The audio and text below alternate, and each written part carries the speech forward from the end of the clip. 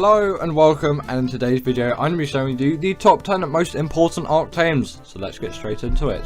In number 10, I've decided to put the Beauty, as bosses are quite a big part of a general Ark player's playing, and obviously this creature is going to drastically help your performance in a given boss scenario. Although sometimes you can get away without using one, it is still good practice to have one.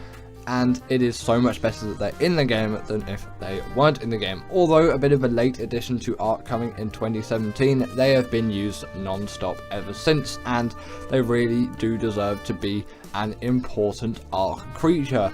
Obviously, these creatures are going to be widely used by so many people, and when they do what they do, where you get, I think it's 25% damage reduction and 25% increased damage with that courage roll, it is just such an advantage to you. You really can't, not use it in a sense, because you just might as well. They're so easy to tame and to obtain, and the benefits you can get from them is just great. And if you're ever wondering what you're actually going to ride in a boss fight, just ride on a UT, and that's probably going to be a job, especially if you're playing on single player. Next up, I've decided to put the Rex, as this has definitely been an important creature across Ark's life and history. Of course, you cannot really have Ark without the Rex, and although maybe, yes, it's not the most commonly used boss creature anymore, or most liked one, at least maybe from my perspective, because I don't really use these things a whole lot from my playing, is what I meant to say. Although people still use these things all the time, they really do deserve to make the list as a fantastic boss creature. Spinos are also quite important as well, but in terms of the scale between Rexes and Spinos and how they're used for boss fights, Rexes always take the win in terms of the importance of them, so hence why I'm putting them here instead, because they really do need to be on this list. Although maybe not the most important to me, they definitely are a very important Ark creature, and the game would definitely not be the same without them. It is a really good thing that they're in the game, because their health is great, their damage is great. Although yes, maybe their weight and stamina isn't something to be proud of, it still is going to carry you through those boss fights, as you're not going to be riding on these things anyway. Their stamina is literally infinite when you're not riding on them, and you're going to have a perfectly fine time with these creatures, as their health and damage is what you're going to need for those boss fights, especially the longer ones. Some other creatures do fall behind because of the lower health, whereas the Rex can still keep pushing through. Good example for that is the boss at the end of Genesis Part 1. It's quite a lengthy fight, and Rexes are one of the only good options for it. Next up, we've got the Maywing, and this is really a cornerstone changing creature. It is an absolute game changer when this creature actually did release into the wild of Ark with Genesis Part 2. It is by far the best travel mount which you'll find out there. It just has so much speed, and its saddle is obtained at level 18, so there's really nothing which can be said negatively about this creature, apart from the fact it's a glider and not a flyer. But still, in low difference in elevation environments, you're going to not struggle whatsoever to still gain all of that speed. They're also pretty great swimmers as well, and their underwater flying, that doesn't make sense, underwater movement is actually pretty decent as well. You might not expect that from a creature like this, but it kind of does make sense when you consider them a sort of platypus type creature. They also do act as a portable feeding trough as well, with that slightly disturbing animation that we all know nowadays, and this is just useful if you're a breeder. It's going to feed all the creatures around it. They can also steal baby creatures from enemies too and carry 4 in their saddle, and they can gather berries as well, which is just a nice ability to have on top of it all. In number 7, I've decided to put the Pteranodon, as this, although maybe not as good as a flyer, or a glider I should say, as the Maywing. I would take the Maywing over the Pteranodon any day. This is more important in Ark than the Maywing, as it's often going to be the first flyer that you ever obtain, and it's been here since day 1, and we've been using these things basically for 9 years now, which is actually a little bit insane when you think about it. Also, I'm not sure if they did have that spin ability when they first released, or I didn't use it either way, they have definitely progressed in a way, I'm pretty sure, over Ark's history and life. Obviously you've got all the variants of Pteranodons as well, although I'm pretty sure all of them aren't tameable because you've just got the corrupted Pteranodons on extinction. That's besides the point. The Pteranodon has been and still is actually, don't know why I'm failing so much with this one, a really great and useful flyer for many players out there. The only real difficulty in obtaining one, at least for your first time, is the chitin and keratin required for the saddle. At least I've always struggled with that a little bit.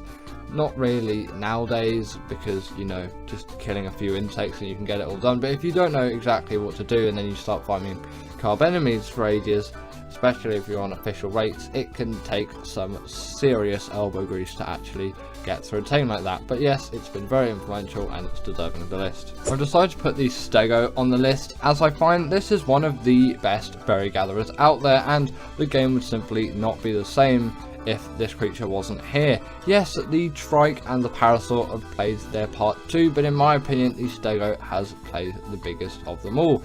While being still a relatively easy creature to get, just being slightly harder than something like the Parasaur or the Trike, obviously the Trike's harder than the Parasaur, it's kind of a progression system, you would get loads and loads of berries out of a creature like this, and although they were slow and their stamina wasn't the best, you could still level it up and get it to be reasonably good pretty quickly. And on top of all of this too, they are just so good at berry gathering, especially considering their size. A Bronto may be better at gathering all of your berries in terms of volume of berries, but in terms of just general like taming to berry gathering ratio, or ease of taming to the amount of berries that you can actually obtain from a creature like this, it is insane. And obviously with the TLC as well, these are great turret soakers, so that is a really useful thing for PvP players as well. They just have so much versatility and they're so useful as berry gatherers, useful as obviously turret soakers. We all know the Stego, and at some point we're probably all going to tame the Stego, unless, you know, you barely play any Ark. And at number 5, I am putting the Theory, as I find this is just such a good gatherer of so many resources, and also a good boss creature on top of it. It has been really important to Ark. Again, you could say the Mostrops is a great gatherer of organic polymer and fibre, and yes, definitely for the organic poly, I do prefer the fibre gathering of the Theory, and arguably fibre is a much more important resource. Actually, not even arguably, it just simply is a much more important resource, and to have a creature that can gather it very well means that you don't have to go around using your hands on all of those bushes just to get yourself some fibre, because Ark definitely requires a lot of fibre, or having to craft a sickle and just go through loads of bushes. Still, with the sickle you can get quite a handful of fibre, but it's just much more fun to do with a creature like the Tickle Chicken. That's partly where its name comes from, because it kind of looks like it's tickling the grass, and it's got the, you know, it's got the long tickle fingers. They wouldn't tickle if they were actually in real life, they would probably just slice you to bits. They can also gather loads of wood and thatch on top of that, and meat, hide, chitin, keratin, all those drops that you get from creatures, because at the end of the day they can harvest bodies, which most herbivores actually can't do, and it's a really nice ability for this creature to have. Although taming can be a little bit difficult and time consuming, the saddle was unlocked at level 69. Nice. And what can really get better than that? Continuing on, I've decided to put the Desert Modus here, and although a recent addition, it has really changed the sort of progression of taming in the game, as that Sanguine Elixir, 30% of the tame just done like that with a click of a button. It really does add something, okay?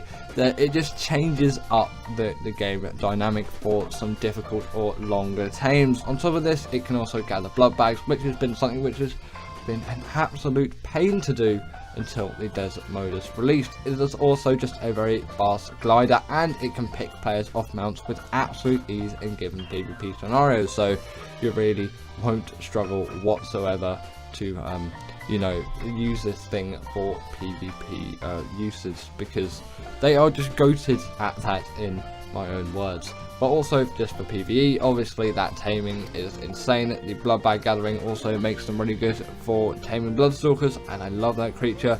I'll give it a brief honorable mention as an important arc tame, although it doesn't deserve to be on this list in my opinion, just because the other creatures here are a little bit more important than it. At number 3 we have got the Argentavis, and this has been here just for so long nowadays. It's been here since day one, I'm pretty confident, and on the island this is an absolute lifesaver. While the Pteranodon will probably be your first flyer, this is where the game is really going to change for you. You're going to notice a lot of progression difference when you get yourselves an RG. The weight and stamina difference between the Pteranodon and the RG is absolutely insane, especially considering their weight reduction on things like crystal, metal and obsidian. Don't know what crystal is. Guess I have to make a mod and make crystal now. Either way, these creatures are great for transporting all of those goods, and their saddle acts as a portable smithy too, especially if I'm doing caving, I find, and an Artiplura gets my armor and just completely destroys it. I like to do 3 caves in one go instead of just going back to my base, because my base is usually in the north and quite a lot of the caves are located in central and southern regions. I like to do just a few in one go, and if I have some metals stored in my RG, obviously smelted, I can repair my flat gear before going to the next cave instead of having to go all the way back. Just a tip that I like to use a lot of the time. If you pair this thing with an Anki or a Dodic as well, you're going to get a lot of great gathering out of this creature, because you know those creatures can gather like there is no tomorrow, and with the weight reduction it is just great to have. They can also carry 2 creatures as well. They can carry a small one in your beak, so if you want to bring your dodo along with your adventures, then you can. And the regen buff which they have when you kill something and eat it, it is very welcome. At number 2 I'm putting the Baryonyx, as caving is arguably one of the most important parts of the Ark game. Yes, those bosses are going to be an important part, but you can't even come close to doing any of them unless you've done the caves, because the artifacts are required, and this being just such a simple but yet so effective caving mount, it really does deserve to be on the list here for me. This creature can be found on the swamp biome, or just generally any river biome on ASA. On ASC, look in the swamp biome. On ASA, the spawns seem to be a little bit bugged, so you can kind of find them along any river, but if you can't find any, always go to the swamp, and that is going to be probably your safest bet. They have a very high amount of mobility too for a carnivore, and it does make sense considering their size. They can also jump a little bit as well if you want to go Mario style, I guess, and the spin attack on top of it makes it sort of Mario Galaxy style. It can stun creatures up to the size of a Megalodon, and it's pretty decent for the underwater caves too, because it is a very nice swimmer. The reason why it's just so great for caving is the damage and health and mobility is simply so amazing for doing those caves, and on top of that it is the perfect size to fit into basically all of them. Don't try the artifact of the Skylord cave though, because that will never work in your favour, and that is why I find these creatures just to be so important. Now for me, this is my most important Ark tame of all time, the Deinonychus. It is a great one for caving like the Baryonyx 2, and it's even smaller and more mobile, and on top of that it deals the bleed ability, but it is insane for bosses too and general travel around the map, and it's the only Ark creature out there that can deal bleed damage to bosses. And sometimes when I'm with my pack of Deinonychuses, and actually most of the times, I'll skip out on using something like the UT, because the boss is only lasting about 1.5 minutes, 2 minutes anyway. It really does not make any difference, and maybe just lugging a UT around, it's not really what I want, and I want to be riding on one of the Deinonychuses to actually get it out and done as quick as possible. So the UT would essentially basically be doing nothing. Obviously I could set it to do it, but still I wouldn't really want that. It just kind of makes that scenario a little bit more messy, so that would be the only time that I wouldn't use it. The Deinonychuses aren't quite as good for the longer boss fights. Sometimes their health can pull them back a little bit, but if you do have some health mutations, you can actually go through even the alpha boss fights on Gen 1 on that Master Controller boss. I've done it before. Just, you know, you are going to need some pretty buffed up Deinonychuses for that. They also take no fall damage, which is just a nice addition for them to have, and scaling walls or vertical surfaces is an absolute ease, as they can simply jump across them and up them. It is going to be one of the easiest things that you encounter with this creature. It's general travel around the map. It is absolutely insane how good these things are as traveling mounts. and they're just so good at such a wide variety of things. I really do need to put them in at the number 1. The top 10 most essential Ark creatures to me. In at number 10, we have got the Mantis, and the reason why I like this creature and I find it is an essential sort of necessity to me is that it is such a great gatherer of all kinds of resources, because it can wield any kind of melee weapon, not including tech ones. That would be way too OP if it could, but you know, I don't really mind too much. It can wield swords, pikes, sickles, hatchets, pickaxes. Like, you can gather loads of metal with this thing, loads of wood, loads of thatch, loads of fiber, loads of meat, loads of hide. Essentially, the options are almost endless. They're only limited to basically all of the main resources in the game, which you can gather with just generic melee tools.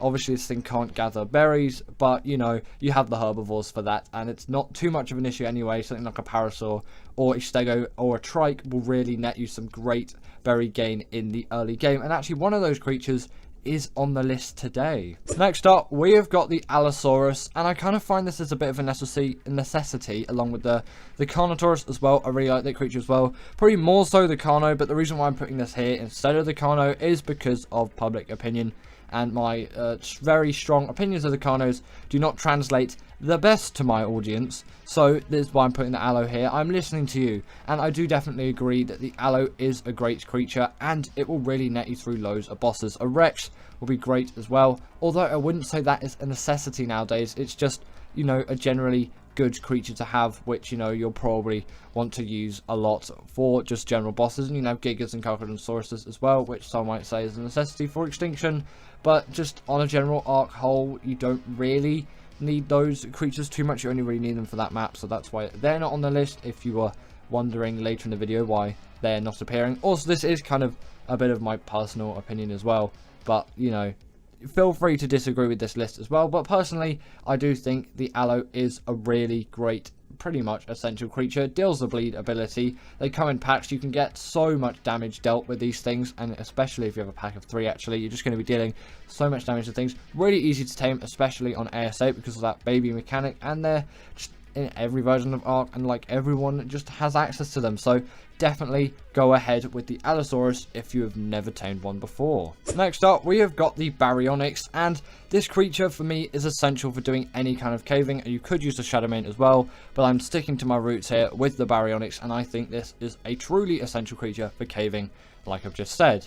This creature really is the perfect size for doing caves, which is why it is such a great caving creature. You can fit in to pretty much any cave apart from the artifacts of the Skylords, but you can't really get anything in there apart from maybe a dung beetle. But what's a dung beetle going to do fighting in the caves for you? Not really anything, and the artifacts of the Skylord cave isn't actually too bad anyway. And yeah, that's actually one of the easier ones, I would say, on the island. Actually, what are your opinions on caves? I always don't really like the Cave of the Massive on the islands because the lava just kind of scares me a bit, and I always bring grappling hooks. I always over-prepare for that one, and then sometimes after I've done it loads, I'm like, oh, that's easy, and then I just die. Yeah, that cave has always been a roller coaster of emotions for me. Also, the Baryonyx deals quite a heavy amount of melee damage. Its health is pretty decent as well. Its stamina and speed will keep it going through caves, and it can even stun creatures up to the size of a Megalodon under the water using right click on your mouse. So it is actually a pretty good underwater caving dino too. Next up, we have got the Desmodus, and this creature kind of is now just an essential part of my Ark life, along with the Maywing as well, although I've been using this thing more, so that's why it's here instead. If you are a Maywing lover though, I have not forgotten about you, and you can have a brief mention here.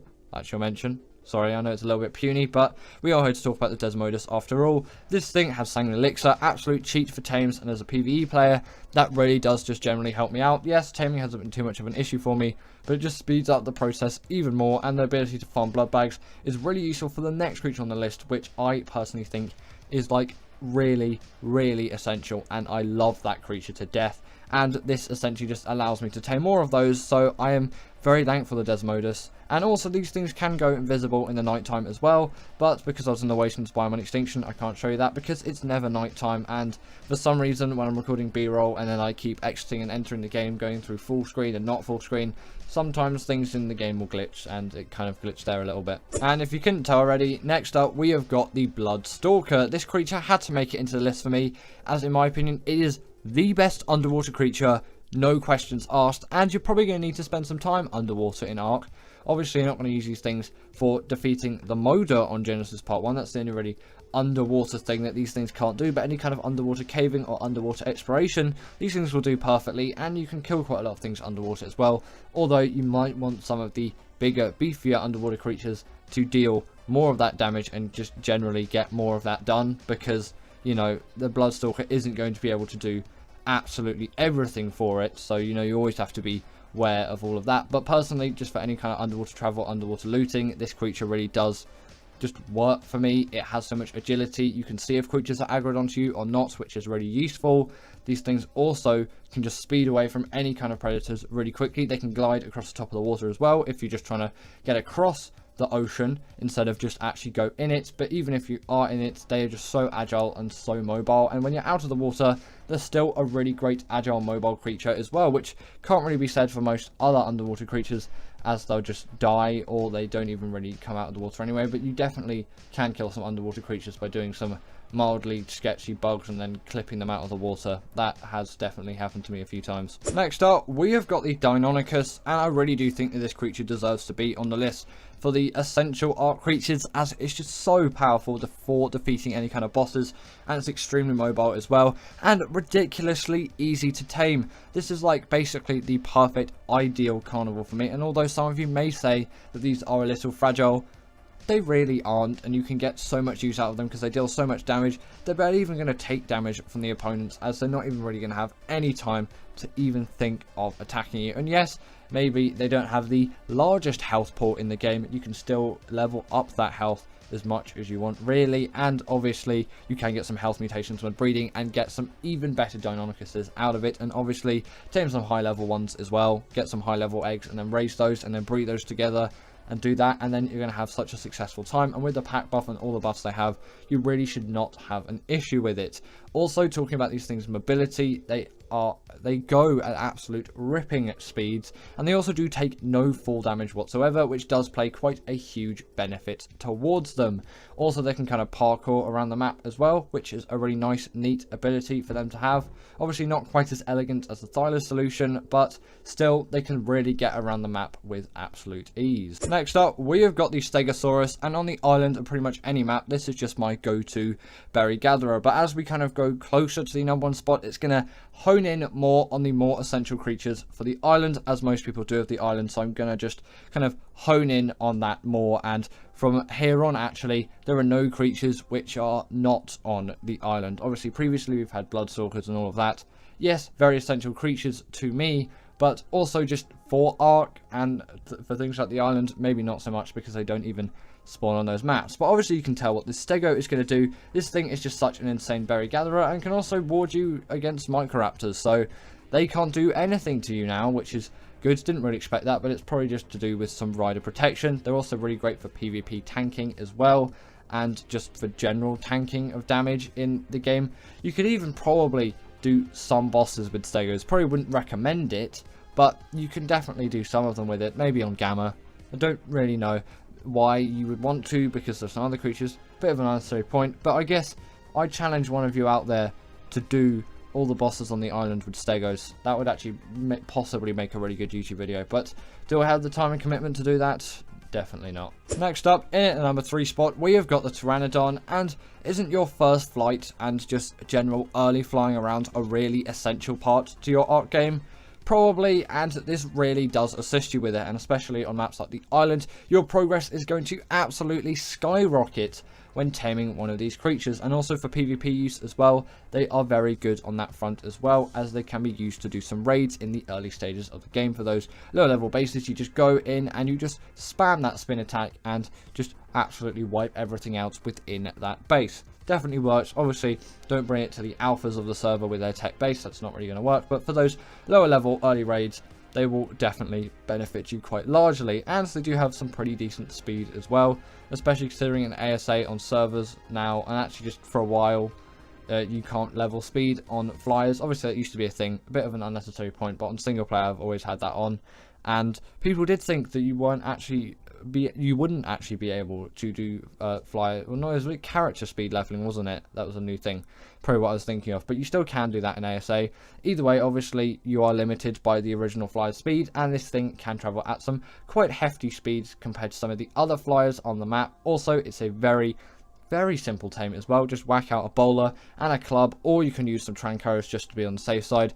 I would actually probably do that. Get like 10 Trancaros and find the highest level Pteranodon that you can, probably over level 100 considering how bad their weight and stamina are. If you go for one under that, and then bowloid and a couple of Tranks, and it will be out, and then give it just some normal meat, or if you can shell out for it, prime, and if there is an ovis in the area, please God, feed that thing some mutton. Next up, in at number 2 spot, we have got the Thyla, and this is kind of one of those creatures where it's just very essential for me for land travel on the island. I want to tame a Thyla.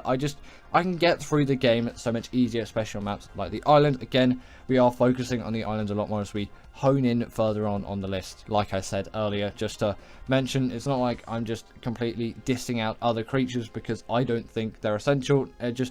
I'm changing the kind of trajectory of what maps these things are essential on. And obviously you could bring creatures over from like Arboration and Extinction and all of that, and they'd be really great on maps like the islands. But still, you know, not everyone does have access to that, and I do need to be aware of general Ark accessibility, as obviously DLCs aren't free, at least not all of them. And you know, I hope your understanding is that. I don't really know why I need to repeat this so much, but there's always the comment out there that's just like, oh yeah, you missed this, and it's like, yeah, maybe I did, but for me it's not. Sometimes I do get caught out though, and I do appreciate that.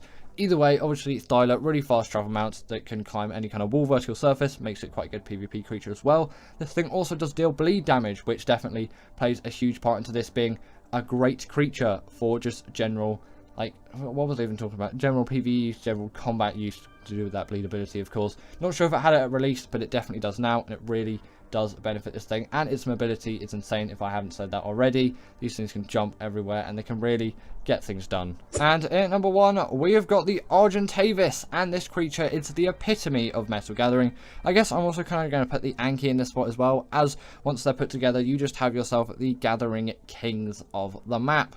These creatures also are maybe not the fastest, but they do have a lot of weight and stamina, so they can fly over long distances with absolute ease, and unlike the Pteranodon, they don't have to take breaks every couple of seconds. I always find that with those creatures, it just annoys me so much. And with the RG, you don't have any of that whatsoever. You just have the ease of flying, although yes, at a slower speed, and obviously you don't have that spin attack for the PvP raids. For me, these things are still more essential though, as they have weight reduction on things like Metal Crystal and Obsidian.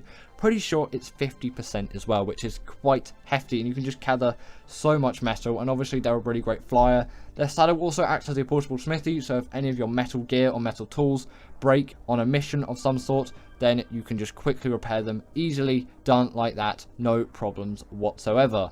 And also these things do have some nice regen buffs when you actually like go into a fight and you kill something. Then when you eat that dead corpse, you are going to get the regen buff, which is a really nice bonus. And give it up for our patrons, Ekaterina Puchkova and Karina Thorne, Dominic Maciejewski, sorry about that name, and everyone else that's on this list. All the people I've mentioned are paid members, and if you feel like that's something you want a shout out at the end of the video, go join the Patreon or become a paid YouTube member.